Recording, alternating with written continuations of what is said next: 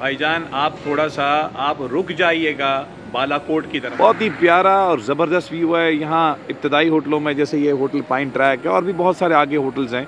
ये बालाकोट शहर हमें बड़ा पसंद आया। क्यों पसंद आया, इसकी कुछ ट्रैवल एडवाइजरी हम आपको देते हैं।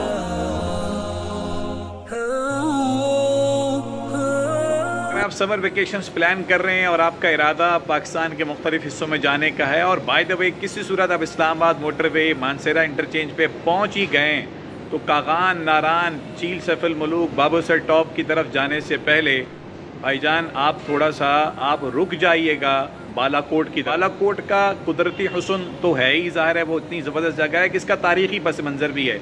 सैयद अहमद शहीद रहमतुल्लाह अलैह, शाह इस्माइल शहीद रहमतुल्लाह अलैह, उनकी मौका मिले तो उनके क़ब्रों पे जाके फातिया भी कर लीजिएगा, दुआ भी कर लीजिएगा इंशाअल्लाह। वो तो एक तारीख़ी हैसियत है। इन लोगों की क़ुरबानी की बदौलत अल्लाह ने दीन भी महफूज रखा है इस खित्ते में, तो एक तो ये तारीख़ी हैसियत। बालाकोट शहर हमें बड़ा पसंद आया।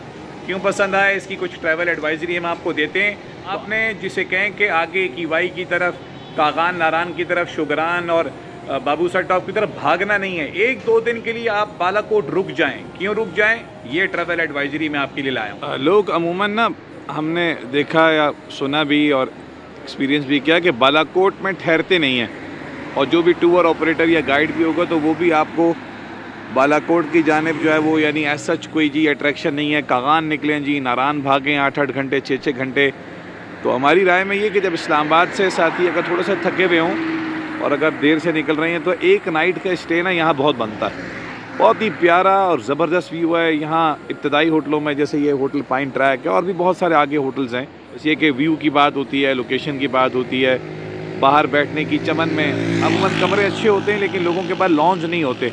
इनके पास बहुत अच्छा और बड़ी एग्जीक्यूटिव किस्म की चेयर्स भी रखी हुई हैं इनके पास, वो भी है, व्यू भी शानदार। फिर उन्होंने आगे ये कुर्सियाँ बनाई हुई, हमारे भाई बैठे हुए हैं, सामने मस्जिद है माशाल्लाह। देखें ना, ये दरिया का सारा नीचे उतरने का आगे रास्ता इंशाल्लाह मैं देखता हूँ कहाँ होगा।